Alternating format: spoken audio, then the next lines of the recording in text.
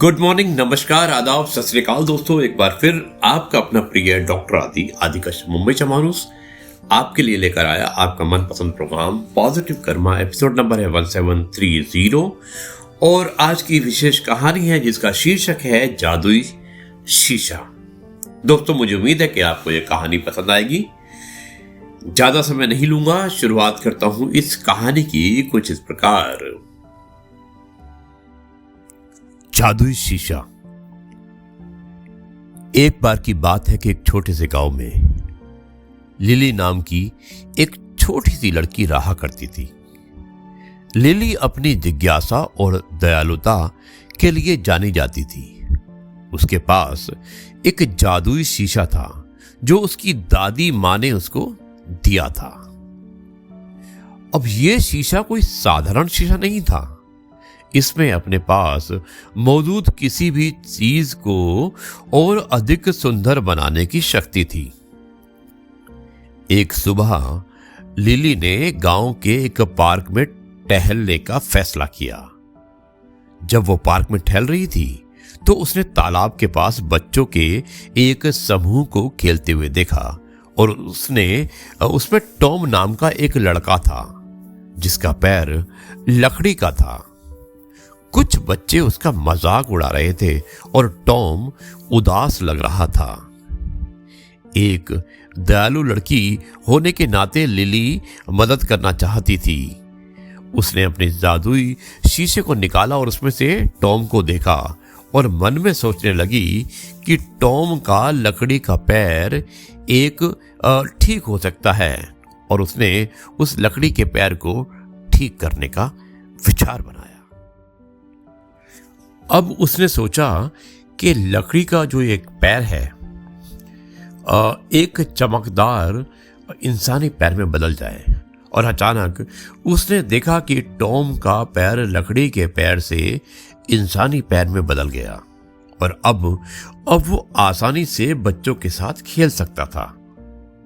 Lily Tom के पास गई और बोली, तुम्हारे पास सबसे अद्भुत इंसानी पैर है और ये बहुत खास पैर है। टॉम मुस्कुराया और उसने अपने बारे में बेहतर महसूस किया।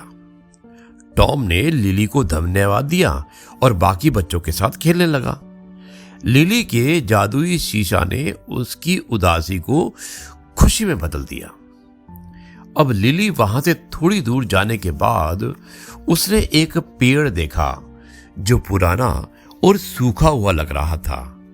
इसकी पत्तियां अब भूरी होकर गिरने लगी थी। उसने पेड़ पर अपना जादुई शीशा इस्तेमाल करने का फैसला किया और जब उसने ऐसा किया तो पेड़ बदल गया और उसकी शाखाएं हरी भरी हो गई और वो सुंदर रंग बिरंगे फूलों से ढक गया। इसके बाद लिली ने एक आवारा बिल्ली देखी जो गंदी और भूखी थी। पास ही एक कटोरा पड़ा था जो कि पूरा खाली था। उसने दूध के कटोरे पर अपना जादुई शीशा चलाया और उसे बिल्ली को दे दिया। दूध बिल्ली का अब तक का सबसे स्वादिष्ट और पौष्टिक भोजन बन गया। लिली के जादुई शीशा के बारे में बात तेजी से फैलने लगी और लोग मदद के लिए उसके पास आने लगे। उसने पुराने कपड़ों को नया दिखाने और सादे पत्थरों को चमचमाते रत्नों में बदलने और उदास चेहरों को खुश करने के लिए जादुई शीशे का इस्तेमाल किया।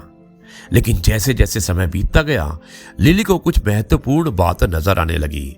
जितना अधिक उसने अपनी जादुई शीशे का उपयोग किया उसे दुनिया में वास्तविक सुंदरता उतनी ही कम दिखाई दी। उसने महसूस किया कि सच्ची सुंदरता दया, प्रेम और दूसरों की देखभाल करने से आती है, ना कि चीजों के देखने के तरीके को बदलने से। इसलिए लिली ने अपना जादुई शीशा दूर रखने का फैसला किया और फिर कभी इसका इस्तेमाल नहीं किया। वो जानती थी कि दुनिया में दोस्तों, सच्ची सुंदरता भीतर से आती है और सबसे जादुई चीज जो हम कर सकते हैं वो है दूसरों के लिए दयालु और प्रेम पूर्ण होना। लिली को पता चला कि उसका जादुई शीशा चीजों को सुंदर दिखा सकता है, लेकिन असली सच्चाई ये नहीं है।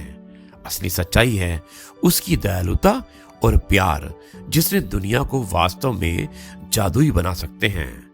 और उस दिन से उसने दुनिया को सभी के लिए एक बेहतर और अधिक सुंदर जगह बनाने के लिए अपनी दयालुता का उपयोग किया।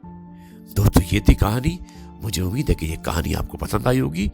अब मैं इस कार्यक्रम को समाप्त करता हूं और कल आपसे एक बार फिर से मुलाकात करूंगा कुछ नई बातों के साथ।